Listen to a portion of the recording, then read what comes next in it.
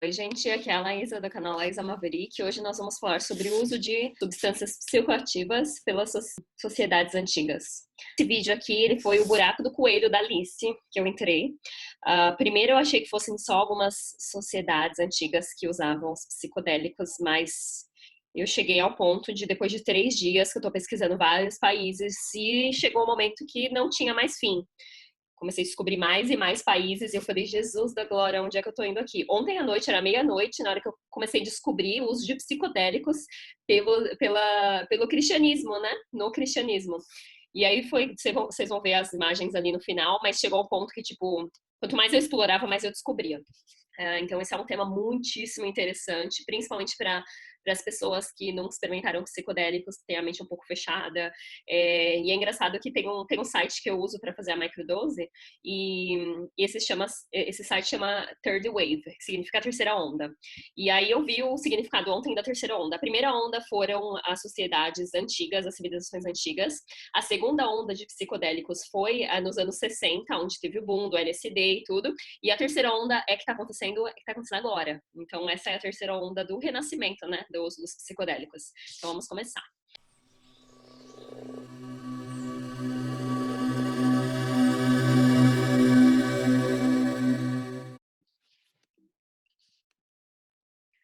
Então, começando falando da etnomicologia. Eu não sou arqueóloga, eu não sou cientista, eu não sou nada na área da ciência para falar que essas esculturas ou esses desenhos nas cavernas são realmente verídicos. O que eu tenho são fotos, eu nunca fui lá, nunca vi, não sei se é verdade. Isso que eu estou falando aqui são hipóteses e teorias, então, para vocês falar, mas como é que você sabe que isso é verdade? Eu não sei. Isso é o que eu estou fazendo pesquisa, né, da internet, então. E hoje em dia tem uma área da ciência que chama etnomicologia. Etnomicologia é o estudo do uso histórico e do impacto sociológico dos fungos e pode ser considerada um subcampo da etnobotânica e etnobiologia.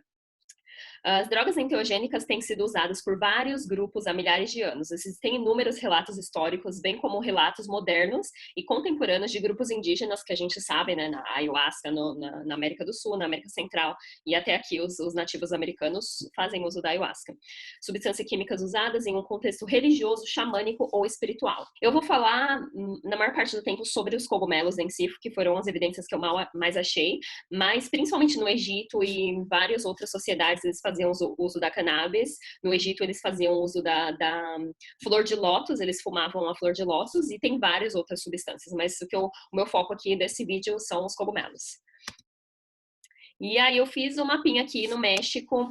Os maias, a sociedade maia, eles faziam um uso assim super, super, super evidente. Então, se vocês forem ver aqui na esquerda, aí eu coloquei aqui Maia, templos dos afrescos. Em Tulum, no México, né? De acordo com a teoria, os rituais dos cogumelos eram um aspecto central da religião maia. Acredita-se que este mural retrata cogumelos Amanita muscaria, que é esse daqui no lado esquerdo, essa primeira imagem. E esse daqui é tipo o típico homenzinho, né, maia. E aí essas esculturas aqui embaixo também foram todas encontradas no México, tá vendo como se fosse um ritualzinho aqui em volta do cogumelo. E vocês vão ver muitas outras esculturas. Aqui nesse lado de baixo, eles têm umas anteninhas, né, que tem forma de cogumelo, que quer dizer que o cogumelo dá o conhecimento, né, traz a sabedoria. Vamos lá. Na Guatemala, tá vendo esses cogumelos pequenininhos aqui? Eu já fui nesse lugar, chama Tikal. São as ruínas. Centenas de pedras esculpidas da cultura maia, da América Central, apresentam figuras humanas e animais como onças, com gorros de cogumelo crescendo em suas cabeças. Essas pedras têm mais de 2.500 anos. Então, essas 200 pedrinhas que foram encontradas, os cogumelos psicodélicos eram chamados de crianças sagradas pelos xamãs mazatecas. E o que acontece é que eles usavam, tá vendo essa cumbuquinha aqui? Eles usavam essa cabeça da escultura para moer os cogumelos. Na Sibéria, essas são figuras antropomórficas em chapéus em forma de cogumelo. Muitas deles parecem estar se movendo ou dançando. Um cogumelo é colocado acima, sobre ou no lugar de uma cabeça humana. Às vezes existem várias tampas de cogumelo. E ocasionalmente os pés das pessoas lembram estipes, que é, né, a raizinha do cogumelo. Os povos antigos tinham culto ao Amanita muscaria, que é o cogumelo vermelho com pontinho branco. Os povos da Sibéria, do extremo oriente e do Alasca têm tradições seculares de uso desses cogumelos na medicina e em rituais. Os xamãs Shukti os usavam para entrar em transe. Amanitas antropomórficos às vezes eram representados ao lado de pessoas comuns, simbolizando a conexão entre este mundo e o mundo dos mortos. Segundo crenças antigas, os amanitas levavam as pessoas a outro mundo para revelar a essência da vida. E é engraçado que vocês vão ver aqui do lado direito, tá vendo todos esses animaizinhos, e tem uns que parecem vaca. E como vocês sabem, os cogumelos, eles nascem do cocô da vaca, né, do esterco. Então, aqui vocês vê no lado esquerdo as pessoas, as figuras humanas com a cabeça no formato de cogumelo. Na África, na Argélia, né? Acho que fala em português. 12.000 antes de Cristo também. Essa é uma caverna que foi encontrada no Planalto dos Rios. Aqui na África, 12.000 antes de Cristo. É uma caverna, Planalto, o significado de Tassili, Nager, Planalto dos Rios. É um parque nacional no deserto do Saara, localizado em um vasto planalto no sudoeste da Argélia, tendo um dos mais importantes agrupamentos de arte rupestre pré-histórica do mundo, 12.000 a.C. Embora as fontes variem consideravelmente, presume-se que as primeiras peças de arte tenham 12.000 anos. Um parque nacional, que é o patrimônio da Unesco, no deserto do Saara, localizado na Argélia, não só tem alguns dos mais importantes agrupamentos de arte rupestre pré-histórica do mundo, mas também várias obras de arte representando cogumelos e humanoides cobertos por cogumelos.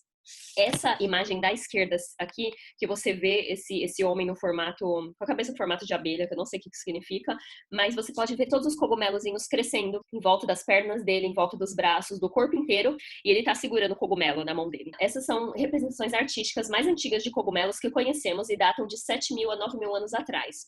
E é engraçado essa daqui aqui embaixo, tá vendo que são esses homenzinhos meio que fazendo um ritual, dançando?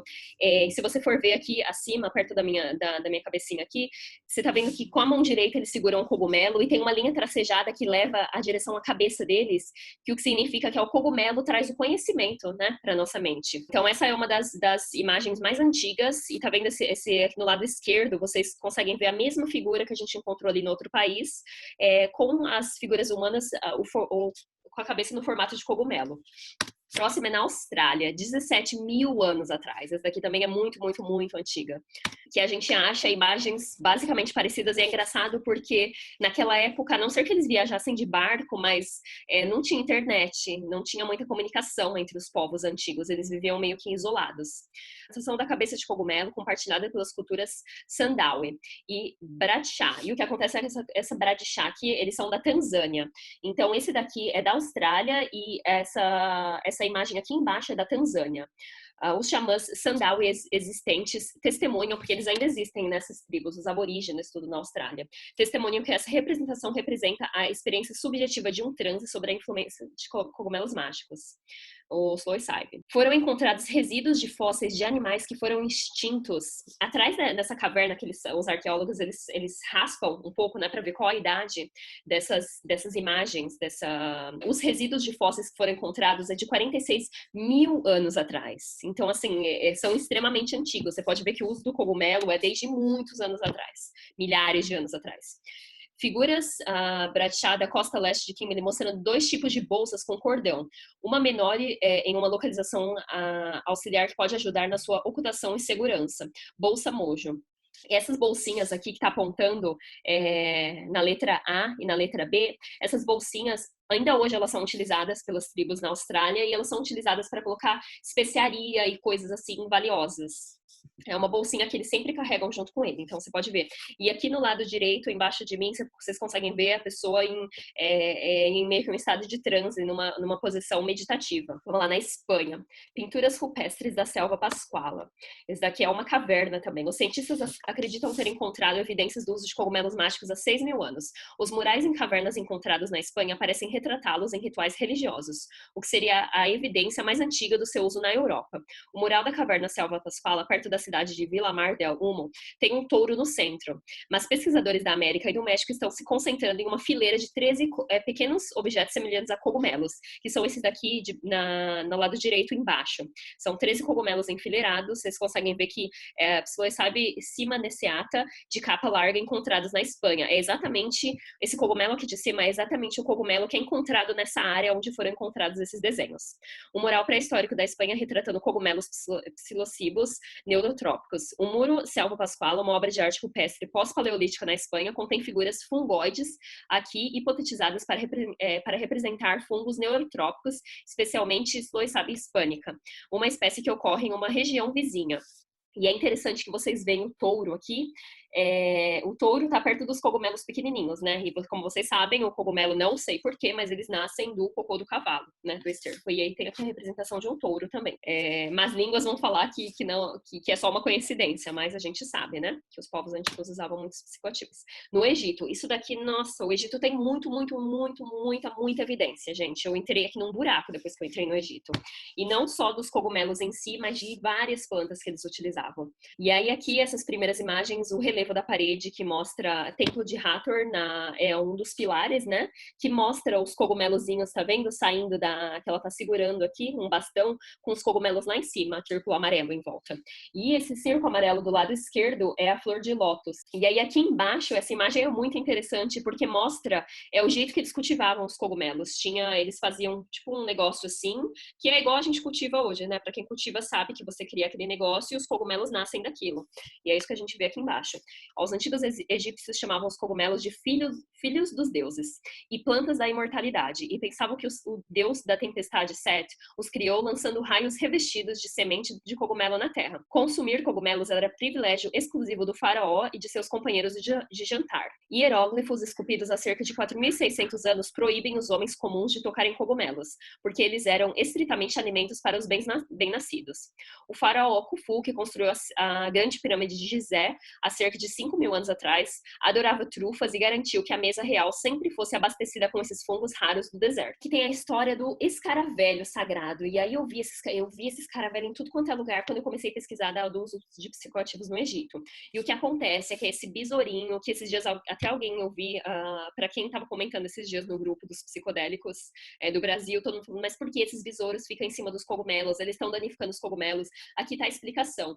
Esse besouro, ele cria essa bolinha aí, e nessa bolinha tem um túnel onde ele coloca, a fêmea pode entrar, que usa como um ninho, e isso daí eles cavam, eles enfiam assim na terra, e ou eles enfiam também cocô de vaca, que é onde vai nascer as coisas, eles enfiam semente, todas as coisas aí de dentro, e é onde nasce o cogumelo, você pode ver aqui do lado esquerdo.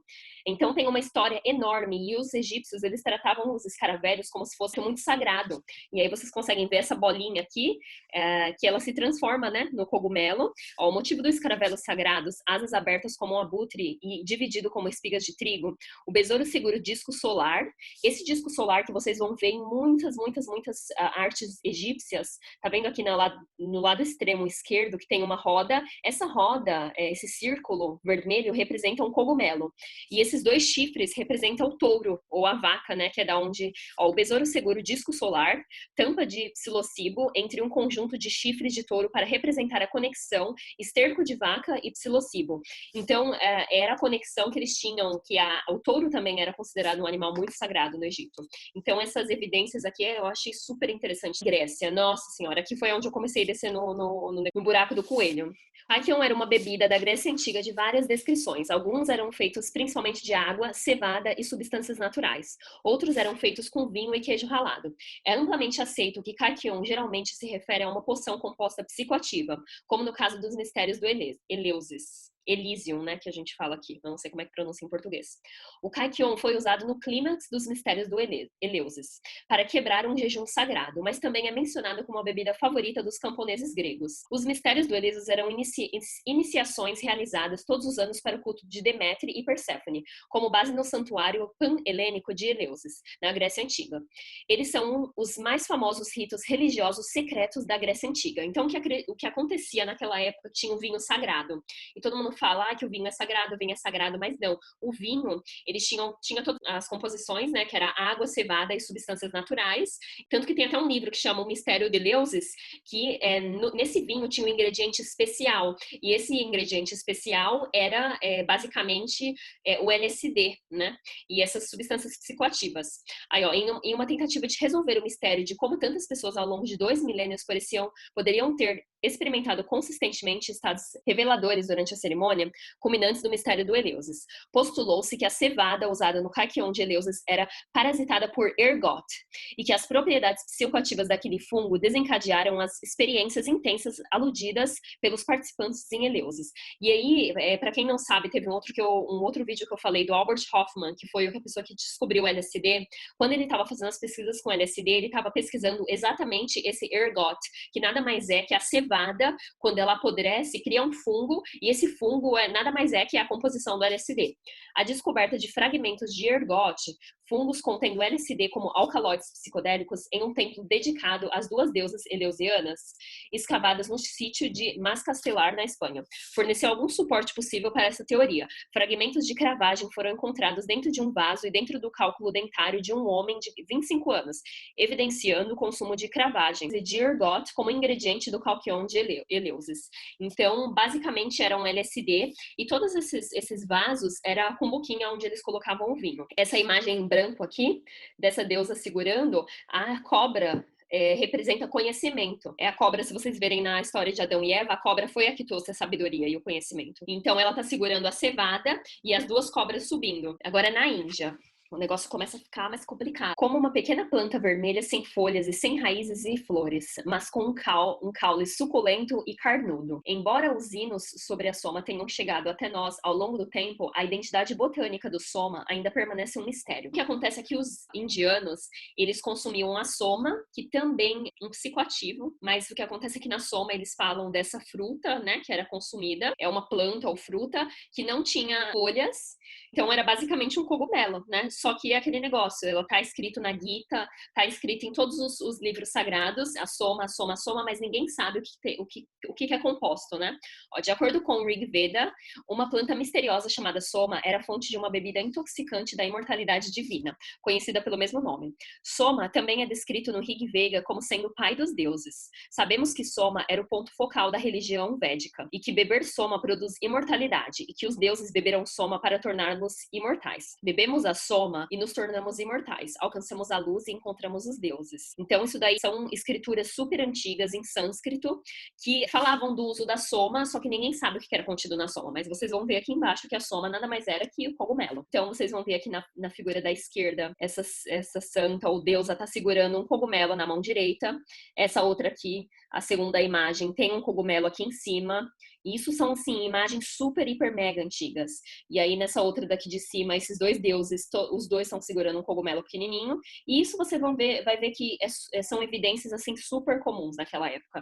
E não só essas evidências de esculturas, mas também estava escrito nas escrituras, né? Ao uso da soma. E aí, na Índia, é isso daqui que quebrou minha cabeça. Porque, assim, eu sabia que eu ia achar muitas evidências, porque eu ainda estou pesquisando, né? Eu não sei de tudo. E eu não li muito livro sobre isso.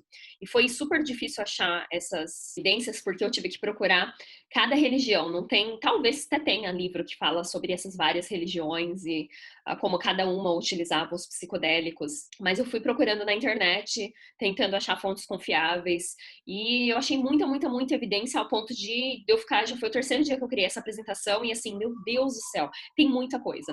E aí, isso daqui quebrou minha cabeça, porque, ó, o budismo tem o nome do seu famoso fundador Gautama, também conhecido como Siddhartha Gautama, que veio a ser conhecido como Buda, um príncipe indiano do século 6 a.C.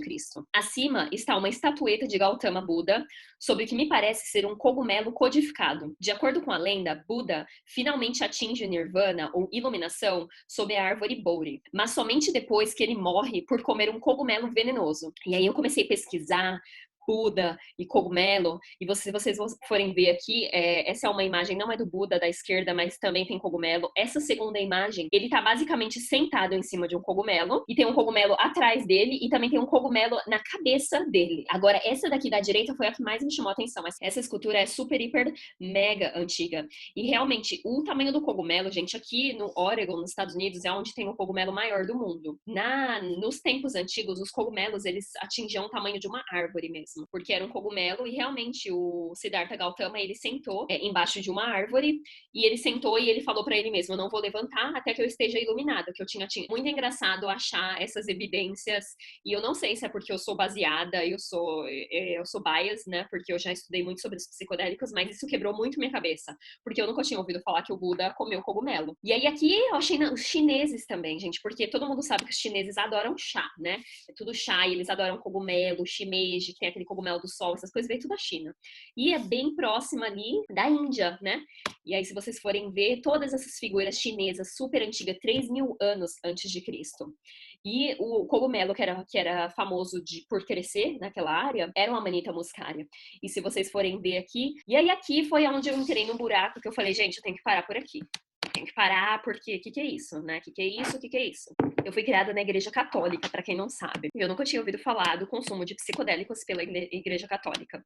Mas eu achei essas imagens aqui essa daqui da esquerda é acho que um pintor francês, que ele pintou, e se vocês forem ver aqui do lado direito, embaixo nessa imagem, são cogumelos crescendo, tá vendo? E Jesus tá bem aqui em cima, e eu falei, gente do céu, isso quebrou minha cabeça no ponto que foi aqui, essa daqui foi a última imagem que eu peguei, sabe? Eu falei, eu não acredito nisso. Ó, sacrifício de Isaac, de Alexandre Allori. Observe os lírios e cogumelos no canto inferior direito. Os lírios também tinham substância psicoativa. E aí tem vários textos falando que esse círculo em volta da cabeça de Cristo nada mais era que um cogumelo. E eu achei várias evidências, ó, a Amanita muscaria, também conhecido como cogumelo mágico, retrata como a árvore do conhecimento de bem e do mal em um antigo afresco na baía de Plaincourt, na França.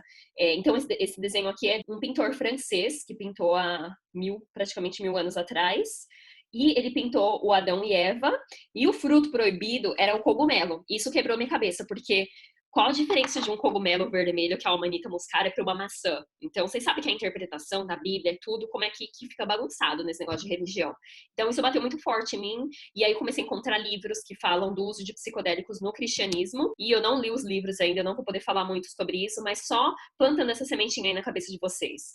E outra coisa, eu não quero que vocês acreditem em nada que eu falei nesse vídeo. Eu tô compartilhando o que eu encontrei, que essas evidências, para mim, não existe coincidência, é uma coisa, assim, muito evidente, sabe? Com certeza, milhares de anos atrás, os nossos ancestrais realmente utilizavam os psicodélicos, isso assim é com certeza, e a questão é do porquê que essas substâncias são ilegais hoje em dia. Então eu queria plantar essa sementinha aí e que vocês façam a sua pesquisa também, que vocês vão atrás e procure, porque eu não quero que ninguém venha aqui, ninguém crie ideologia, ninguém me deixe mensagem aqui falando que odiou tudo que eu falei, que o cristianismo não tem nada de droga e blá blá blá. Assim, vai pesquisar por vocês, se vocês quiserem, eu vou indicar livros aqui embaixo.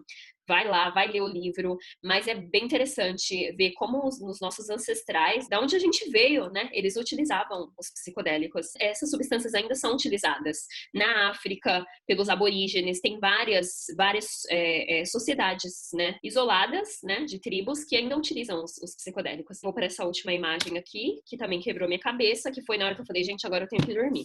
Um afresco na Abade de Blois do século XIII da França retrata Adão e Eva no Jardim de Éden, franqueando uma árvore de muscária, um cogumelo psicoativo.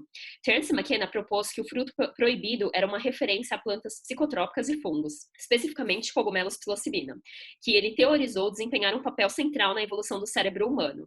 Anteriormente, em um estudo bem documentado, mas fortemente criticado, John Allegro propôs o cogumelo como a fruta proibida. E aí, esse negócio do Papa aqui, que tem o formato de cogumelo, isso quebrou minha cabeça, que eu deitei, eu falei, eu vou dormir agora. Sabe quando você falou assim, não, eu tô indo um pouco fora, sabe? Mas essa é outra imagem aqui em cima, no canto, no lado direito, acima, de Adão e Eva também, numa árvore de Amanita muscaria, e as evidências são muitas. Eu acho que aí tem aquela, onde há fumaça, há fogo, né? Então eu acho que a gente teria que ter uma mente mais aberta e questionar mais, porque a gente costuma fazer do jeito que a gente sempre fez, a gente engole a pílula sem nem perguntar para que a pílula serve, a gente está numa sociedade que a gente é macaquinho, né? Desde pequenininho a gente copia o que os nossos pais fazem, o que a sociedade fala pra gente, o que todo mundo fala, a gente nem para pensar se essas coisas são realmente verídicas, se a gente está fazendo só porque foi ensinado, se são coisas que realmente a gente quer fazer, porque estão de acordo com os nossos valores. Então, Aí tem, gente, é muito conteúdo, assim, pra gente se perguntar mesmo, questionar e ser curioso e explorar. E eu vou passar um videozinho aqui pequeno, eu vou finalizar isso com uma teoria, a teoria do macaco apedrejado, que em inglês chama The Stoned Ape Theory, que é a teoria que eu já comentei aqui nesse canal, do Terence McKenna, que ele fala que a gente evoluiu bastante por conta dos cogumelos, né?